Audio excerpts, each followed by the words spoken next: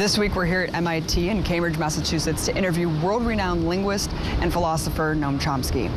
Someone who's authored over 100 books on everything from war to propaganda, I wanted to get his take on democracy and elections within the context of American empire. As extreme as the political spectrum is right now in the U.S., there's still almost complete uniformity on the war on terror, the stance toward Latin America, sanctions on Iran, and there's really no anti-war candidate, despite popular opinion agreeing on that. Why can no candidate touch that? The spectrum is broad, but in an odd sense. The spectrum is basically from center to extreme right, way off the spectrum. So the Republican Party about 20 years ago basically abandoned any pretense of being a normal political party. In fact, distinguished, respected conservative commentators from the American Enterprise Institute, right-wing think tank, like Norman Ornstein, described the Republican Party as a radical insurgency, which has abandoned parliamentary politics. They just don't want anything to happen. Their only policies are don't do anything or bomb. And that's not a political party. It's what happened is that the party, during the whole neoliberal period, both parties shifted to the right, as everywhere in the world, and the Republicans just went off the spectrum. They became so dedicated to the interests of the extreme wealthy and powerful that they couldn't get votes. So they had to turn to other constituencies, which are there, but were never politically mobilized. Christian evangelicals, nativists who are afraid they're taking our country away from us, people who are so terrified that they have to carry a gun into a coffee shop, and that's their base, essentially. And when you look at just take a look at the primaries. I mean, any candidate who has a semblance of rationality is not even competing. So that's the Republicans. The Democrats have shifted to the right as well. Today's mainstream Democrats are pretty much what used to be called moderate Republicans. Somebody like Eisenhower, for example, would be considered way out on the left. So, for example, Eisenhower strongly made it very clear, as he put it, that anyone who questions the programs of the New Deal is just not part of American political life. Well, by now that's a left-wing program. It's basically Bernie Sanders' program. Yeah. That's Eisenhower.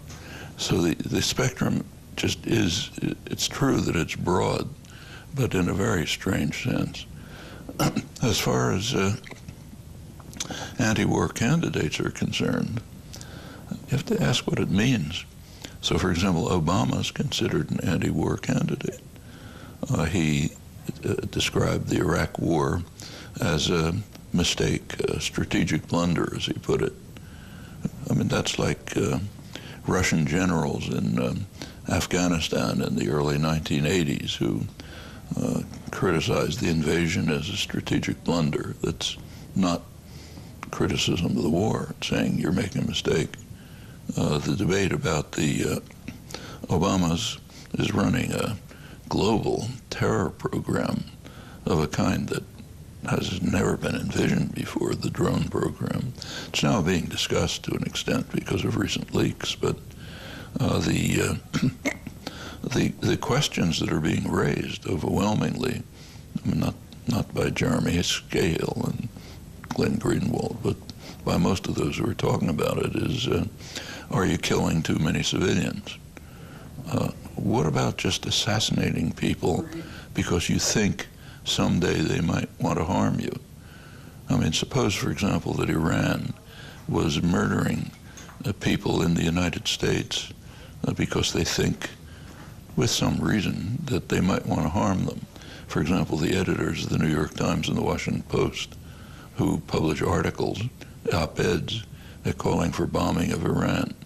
So suppose they said, well, this is an imminent threat, let's kill them. Would we accept that? The idea that we have the right to use force and violence at will is accepted pretty much across the spectrum. Now take, say, the Iran negotiations. Virtually everyone, president, political leaders, commentators in the press, dovish commentators, almost universally say that if we unilaterally think we detect some Iranian violation of the agreements, then we have a right to use military force to attack them. I mean, that's just outlandish in terms of international law and practice, but it's universal, virtually universal. You have to go way to the margins to find somebody who will question that. And there's not even a mild critique of the assassination program or even the war on terror, the premise, from any of these candidates. And every 4 years, we're made to feel like we're playing this great role, this great democratic practice, you know, in decision-making where we celebrate electing these leaders who rule over us. I mean, how does power really function in our society? But there's very good studies of this from mainstream political science, nothing on the edges. So one of the main topics that's studied in academic political science is the relation between people's attitudes and public policy. And it's a pretty straightforward study. You see public policy, there's very good polling evidence on what people think about things. So for example, for about 40 years, a considerable majority of the public has thought that taxes should go up on the rich. Taxes go down on the rich.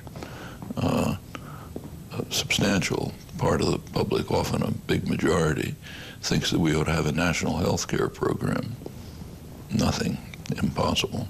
In fact, when the press discusses this, they call it politically impossible, meaning the pharmaceutical companies won't accept it, the insurance companies won't accept it, and so on.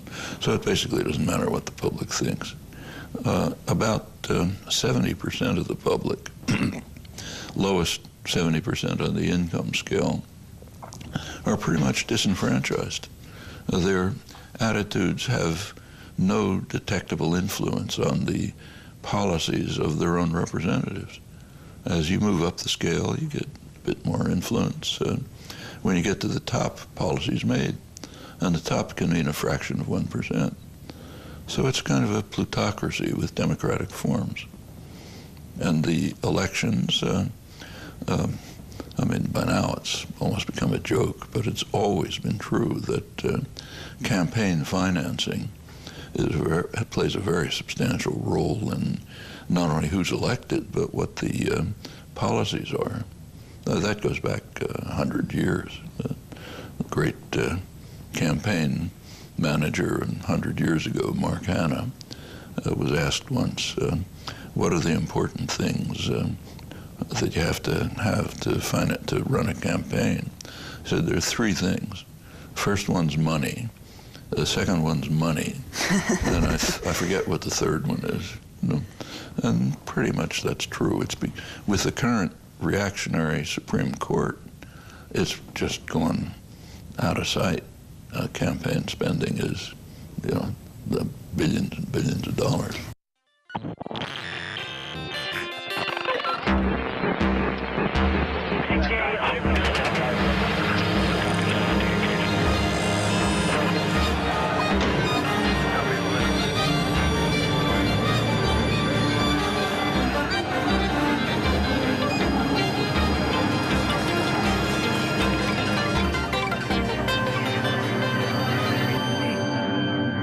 And people have argued it's just because of too much government interference. We need to widen the market. We need capitalism to be more free. I mean, you've argued that in any scenario of capitalism working, it's incongruous, it's incompatible with democracy. There was recently an IMF study, International Monetary Fund, study of the profits of the big banks in the United States. The financial sector has become enormous during the neoliberal period. It's, you know, almost half the profit of corporate profit. Now, where does their profit come from? Turns out it comes from the taxpayer. largely through the, there's an implicit government guarantee against failure. It's not in law, but it's understood that if a major financial institution gets into trouble, the government will bail it out, which happens repeatedly, only during the neoliberal period, incidentally. There were no major failures during the 50s and the 60s when the neoliberal policies began to be instituted, deregulation and so on. Then you start getting a series of financial crises. And every time the public bails them out. Well, that has consequences. For one thing, it means that the credit agencies understand that these corporations are high valued beyond the level of what they actually do, because they're going to be bailed out. So they get good credit ratings. It means they can get cheap credit. They can get cheap loans from the government. They can, of course, they get the bailouts. They can undertake risky transactions, which are profitable, because if it goes wrong, the taxpayer will take care of it. Net result is that amounts to practically all their profits. Is that capitalism? Energy. There was another IMF study of government subsidies to energy corporations around the world, not just the U.S. They estimated about, I think, $5 trillion a year, which includes the U.S., of course. Plenty of subsidies. Agribusiness subsidies. But isn't that what the whole new libertarian movement would tell you, is that precisely the government is being used as an extension of the market to protect this kind of like irregular form of capitalism that's hand in glove with the government, and we just need to kind of free up government regulation and let capitalism work on its own? First of all, the business world would never tolerate that. They rely heavily on government. But if you did follow the libertarian prescription, what are called remember, what's called libertarian in the United States has nothing to do with traditional libertarianism. It's a kind of ultra-right capitalist, anarcho-capitalism, they call it. If that was allowed to function, the whole society would collapse, and we turn to total tyranny. We would have tyranny of unaccountable private institutions. Private concentration of capital is totally unaccountable to the public. It's absolute tyranny. The only thing that protects the public from predatory capitalism is some degree of state intervention. So it's true that the state intervention does support the capitalist institutions. It also protects the society from total destruction. Predatory capitalist system it simply couldn't survive. For perfectly obvious reasons. For one thing, it wouldn't care about externalities, effects on others. So within no time, it would destroy the environment simply by destroying resources, pouring carbon dioxide into the atmosphere. Who cares? Furthermore, there would be no public goods. The markets, there's an ideology which claims that markets provide freedom of choice, so they're kind of democratic. That's not true, and we all know it's not true. So, for example, suppose I want to get home this evening. The market does offer choices. A Ford or a Toyota doesn't offer the choice I want, which is a public transportation system. That's not part of the market. The market focuses you on individual consumption of consumer goods, period. Is that what you want in life? Just more and more gadgets around? There are lots of other things in life which the market doesn't even offer. So what's called libertarianism is a prescription for complete disaster. I don't think the people advocating it understand this. I'm not criticizing them, but just think it through. And I should say it's very anti-libertarian. Traditional libertarianism, which was always on the left, was opposed to the master-servant relation, people giving orders and other people taking them. That's libertarianism, and not in this version. A few weeks ago, the U.S. military intentionally bombed a hospital in Kunduz, Afghanistan. I mean, the U.S. government felt it enough to just apologize. And there's people leaping to the defense of the establishment here, saying there must have been a good reason. Either they did it on accident, even though that we know that they didn't, or you know, there was Taliban hiding in there, and so it justified, obviously, this human shield logic, just like Israel does. I mean, how does this specific example illustrate how American exceptionalism functions? Well, we have to be careful about the term American exceptionalism. And for one thing, it's not at all exceptional. Every imperial power has behaved the same way, sometimes worse. So it's just normal imperial practice. It's called exceptionalism, but nothing about that. Of course, it's supposed to be exceptional in that we have the highest ideals. So maybe we make mistakes, but it's always with the highest ideals. That's American exceptionalism. Except that, too, is true of just about every imperial power. So when the British were destroying the world, they were always doing it with the absolutely highest ideals. The leading figures, leading intellectuals, people like John Stuart Mill, estimable people, were describing England as an angelic country beyond anything that anyone's ever imagined. People can't understand how marvelous we are, and so on. The French were the same. It's hard to find an exception. So there's no exceptionalism. In the case of the Kunduz hospital, apparently, I mean, I don't think all the details have come out, but it seems that they were trying to kill some people they regarded as Taliban leaders or activists, and they happened to be in the hospital, so they killed everybody. And there is a lot of criticism of killing the others. What about killing the person they were targeting?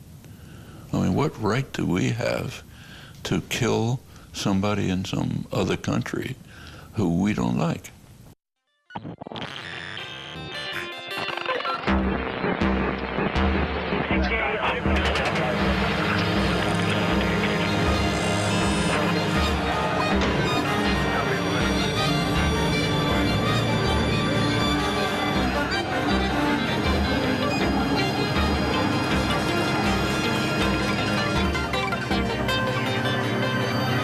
Like them either, you know, don't like the Taliban at all.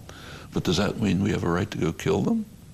I mean, do they have a right to go kill us if they don't like us? That's not questioned at all.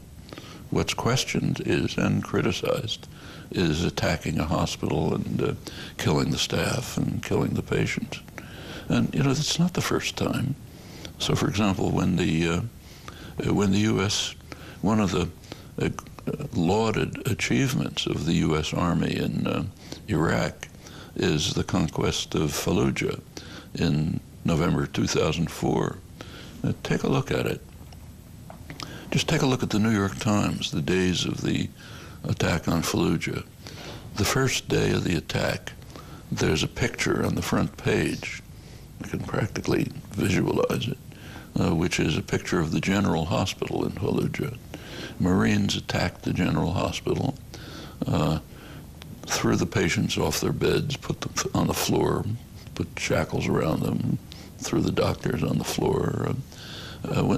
Attacking a hospital is a gross violation of international law. But they were asked, why did you attack it? They said because it was a propaganda agency for the rebels. How was it a propaganda agency? It was releasing casualty figures. And that was okay. That's an achievement. But even beyond that, what were the Marines doing in Fallujah? I mean, are there Iranian Marines in Cambridge? What are U.S. Marines doing in Iraq? The invasion of Iraq is the worst crime of this century. It's had horrible effects, but it's now, you know, spawned sectarian conflicts that are tearing the region apart. But suppose it had worked. Suppose it had pacified Iraq and there was no disasters. It's still a major crime. Why do we have the right to invade another country? And in fact, if you look back, there's another crime which is never discussed. In the 1990s, the sanctions on Iraq were so severe that they virtually destroyed the society. In fact, the sanctions were administered by the United Nations, and the international diplomats who administered the sanctions were respected international diplomats, Dennis Halliday, Hans von Sponek. They both resigned in protest on the grounds that the sanctions were genocidal. Their term, not mine. They said the sanctions are genocidal, they're destroying the society, they're strengthening the dictator, they're forcing the population to rely on him for survival, and probably they saved him from being overthrown from within, as happened to one after another, a dictator of the same sort. That was the 1990s. That's considered no problem. You know, that was liberal Democrats. Well, I mean, by the time that Bush and Blair decided to invade Iraq, the society was half devastated. So you hit a very fragile system with a sledgehammer, you're going to have horrible results.